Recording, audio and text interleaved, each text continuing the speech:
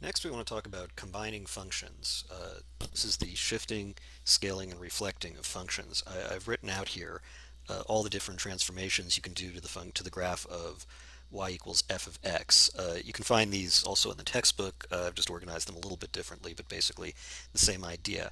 So first, if you look at the top, what you'll see is I can, if I take the graph of y, if I take y equals f of x and I add k to it, what I'm doing is I'm shifting the graph up by k units, shifting it vertically by k units. If k is a negative number, then I'm shifting it down by the absolute value of k units. So I've just drawn here in the middle what that does. It takes, as you can see in each of these graphs, I have a red parabola just sitting sort of in the first quadrant, and I've shown what happens under the transformation. So in the first case, the red parabola becomes the purple one. It shifts upward. So the next transformation is a horizontal shift. If we take y equals f of x plus h, what this does is it shifts the graph of f h units to the left. And if h is negative, then you just end up shifting to the right instead. In fact, you'll often see this formula written in some books as a right shift of caused by f of x minus h. You can write it either way. So here, the parabola goes, the red parabola gets shifted to the left by h units. The third type of transformation is a vertical rescaling. That's what you see. That's what you see right here. So if I take y equals f of x and I multiply f of x by c, what this does is it either stretches the graph vertically if c is greater than 1, or if c is between 0 and 1, then it compresses it. It's a little hard to see, but what I've done is I've simply taken every point on the red graph and moved it further away from the x-axis. So that has the effect, of course, of making the vertex move further away from the x-axis, and it also makes the graph a little bit skinnier. It's hard to see exactly, but that's what stretching vertically does.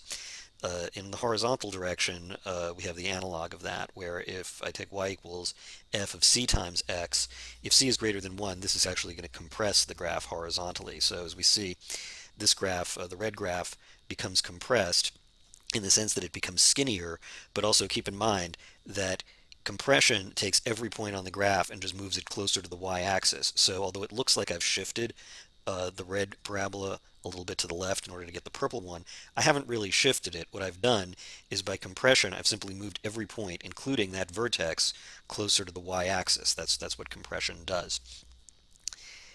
And finally, we have reflection, which is really kind of a special case of compression where the factor c is just negative 1.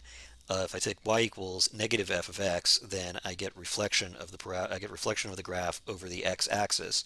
And if instead I take y equals f of negative x, then I get reflection over the y-axis. This should remind you of what we talked about earlier with even symmetry. I had said that a function is even symmetric if it's its mirror image across the y-axis.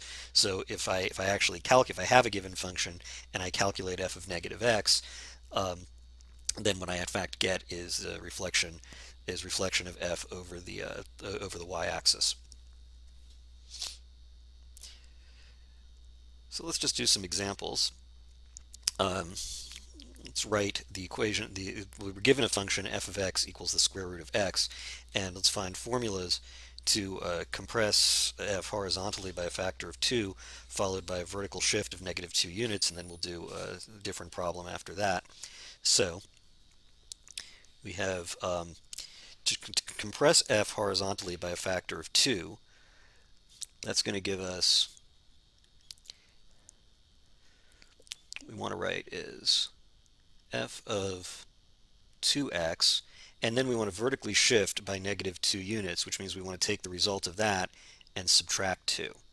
So this is going to be y equals the square root of 2x minus 2, and that gives us a horizontal compression by a factor of 2, followed by a vertical shift of downward shift of negative 2. Let's do a similar problem, a slightly different set of instructions. Let's reflect f over the x-axis and shift it 5 units to the right. So that's going to give us y equals, a reflection over the x-axis is negative f of x. That's the one where the negative goes on the outside. And we want to shift 5 units to the right. So start over. F of a shift of 5 units to the right is minus 5. So that's going to give us y equals, recall that f of x equals the square root of x, so we're going to very mechanically plug in the rules. This is going to give us negative x minus 5.